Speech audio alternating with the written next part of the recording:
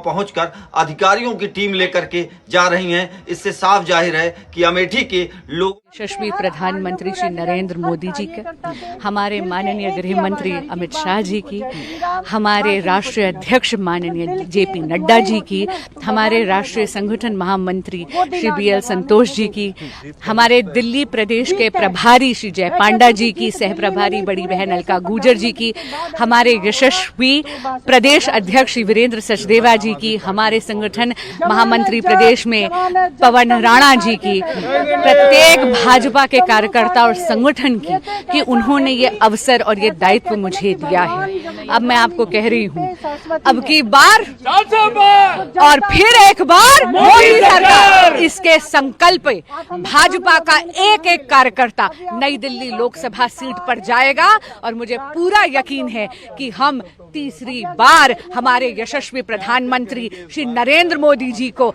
भारत का प्रधान सेवक बनाएंगे।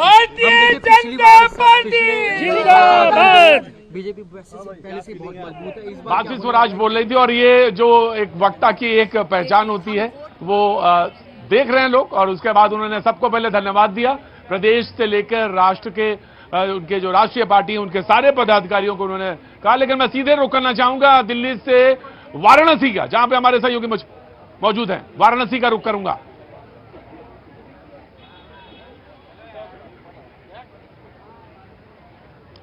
वाराणसी में पहुंचने में कुछ थोड़ा सा डुबकी लगाने में वक्त लगेगा। मेरे सहयोगी मुझे बोल रहे हैं कि वाराणसी चलने से पहले क्यों ना रुख कर लीजिए जयपुर का, क्योंकि काफी इंतजार आपने करा दिया जयपुर में। तो मैं सीधे जयपुर का रुख करूंगा। भवानी हमारे साथ मौजूद है। मैंने बार बार उनसे कहा, हमारे जो तमाम सहयोगी उनमें से जो अनुभवी प्राप्त हैं उसमें से एक भवानी जी भी हैं। भवानी जी, जो लिस्ट आई उसमें अनुभव को तरजीह दी गई, ऐसा लगता है देख के, जहां तक राजस्थान की लिस्ट का सवाल है। अनुभव आगे दिख रहा है।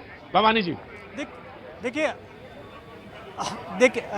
प्रतीक जी, पूरी इस लिस्ट के अंदर पहले तो टोटल 25 है, इसमें से 15 घोषित हुई है। 15 के अंदर बड़ा एक बदलाव किया गया, 7 नए चेहरों को उतारा गया। बीजेपी ने अब की बार राजस्थान में काफ़ी प्रयोग किए हैं। कई नए चेहरों को जो संगठन में काम करने वाले हैं उनको मौका दिया है, जो जिनमें एक देवेंद्र झाझड़िया, आप देखिए देवेंद्र झाझड़िया पैरा ओलंपिक के अंदर भारत को 2 गोल्ड एक सिल्वर मेडल दिलाने वाला खिलाड़ी। यानी कि बीजेपी कोशिश करती है अलग अलग वर्गों से लोगों को मौका दिया जाए, उसमें देवेंद्र झाझड़िया को मौका दिया गया, उनको चूरू से उतारा गया। इसके अलावा जिन सीटों पर जो बदलाव किया गया उसमें उदयपुर की सीट है, वहां पर नए चेहरे को उतारा गया। मन्ना लाल को जालौर में मौजूदा सांसद का टिकट काट दिया गया है, वहां नए को उतारा गया। लुम्बाराम को, नागौर में ज्योति मिर्धा को दिया गया। ज्योति मिर्धा को विधानसभा टिकट दिया था, वो हार गई थी, अब लेकिन उनको लोकसभा का मौका दिया गया। अलवर में भूपेंद्र यादव पहली बार राजस्थान से चुनाव लड़ रहे हैं। वो राज्यसभा सदस्य रहे अब तक, लेकिन वो अब लोकसभा सीट से, और ये लोकसभा सीट आपको याद होगा कि बाबा बालकनाथ विधायक बन गए, और फिर एक बांसवाड़ा से और एक भरतपुर से, 2 जगह पर फिर नए चेहरे उतारे गए। यानी कि नया एक्सपेरिमेंट काफ़ी बीजेपी ने किया है। इसके अलावा जो बाकी बड़े चेहरे हैं, गजेंद्र सिंह है या फिर अर्जुन मेघवाल है, उन सबको उतारा गया। जी राइट भवानी, आपने बिल्कुल उसकी समीक्षा करी। लेकिन मैं एक बार और समीक्षा के लिए अपने न्यूज रूम का जिक्र का रुख करना चाहूंगा।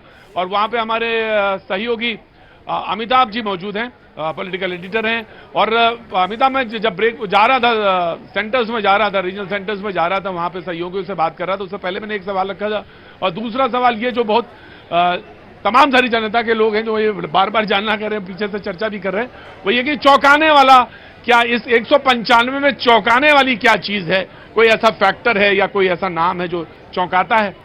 अमिताभ, देखिए, मैंने प्रतीक, जब पहली बार आप आए थे मेरे पास, मैंने यही कहा था कि ऐसा नहीं है कि जो बात हो रही थी कि सबके टिकट काट दिए जाएंगे। दिल्ली में चौंकाने वाले नाम हैं, दिल्ली में नए नाम हैं। कई पुराने नेता थे, गौतम गंभीर जैसे लोग थे, प्रवेश वर्मा जैसे लोग थे, रामवीर विदुड़ी जो विधायक भी रह चुके, सांसद भी रह चुके। तो दिल्ली में ऐसे पुराने जो इस्टेब्लिश लीडरशिप थी उसको एक झटका जरूर दिया गया है इस टिकट के माध्यम से। लेकिन जो पूरे देश के यूपी के टिकट को देखें तो लाइन से अगर अम्बेडकर नगर देखें, रितेश पांडे, श्रावस्ती साकेत मिश्रा, गोंडा कीर्तिवर्धन सिंह, तो बस्ती से हरीश द्विवेदी, प्रवीण कुमार निषाद कबीर नगर, महाराजगंज से पंकज, तो अनुभव जगदम्बिका पाल भी हैं, पंकज चौधरी भी हैं, रवि किशन भी गोरखपुर से हैं, तो अनुभव भी है युवा टीम भी है, तो चौंकाने वाले नाम तो हैं, लेकिन वो जिताने वाले नाम हैं, क्योंकि पूरी तरह से ठोक बजाकर आला कमान ने उन पर भरोसा जताया है। गीता जी, अमिताभ, मैं बिल्कुल आपने अपनी बात कही, मैं उसको देख रहा था कि युवा प्लस अनुभव, और जो सबसे बड़ा फैक्टर जो अक्सर जिसका पूछें तो आप पार्टी रिएक्ट करती है कि जिताऊ नाम होना चाहिए या जिताने वाला फैक्टर होना, क्योंकि वो भी एक समीकरण बहुत इंपॉर्टेंट होता है।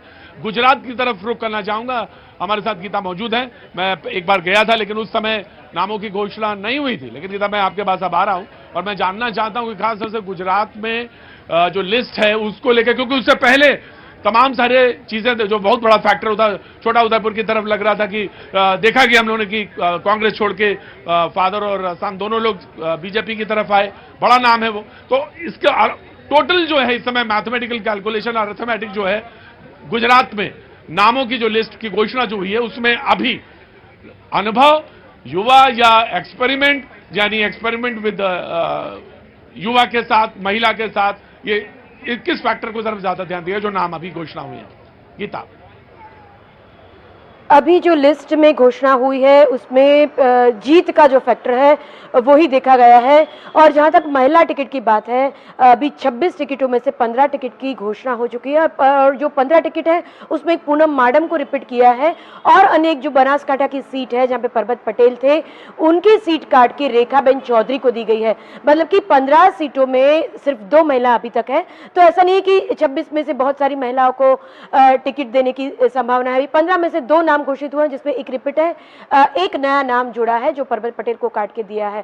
और जहां तक ये भी संभावना थी गुजरात में, ये तस्वीरें हम आपको सीधी तस्वीरें दिखा रहे हैं, और शारदा सिंह इस समय आप देख रहे हैं जो है के बाद शारदा सिंह थोड़ा सा साइड हो गई जाने के बाद अगर जोर से लौटे अपने निवास में भोपाल का, वहाँ पर शारदा सिंह उनका स्वागत कर रही है।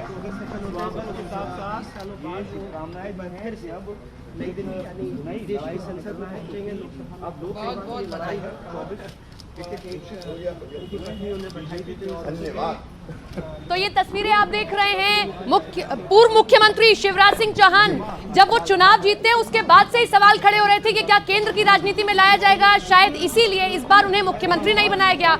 लेकिन उनकी पत्नी, देखिए ये उनका वो आवाज जिस पर वो लिखते हैं मामा का घर, वहां पर पूजा पाठ कर रहे हैं, क्योंकि विदिशा जो उनकी पारंपरिक सीट रही वहां से उन्हें सांसद के तौर पर उम्मीदवार उतारा गया भारतीय जनता पार्टी की ओर से। और निश्चित तौर पर जो मध्य प्रदेश में बीजेपी का वोटर रहा है, कहीं ना कहीं खुशी की लहर दौड़ पड़ी होगी, क्योंकि हर कोई इस बात को लेकर गमगीन हो गया था कि अगर शिवराज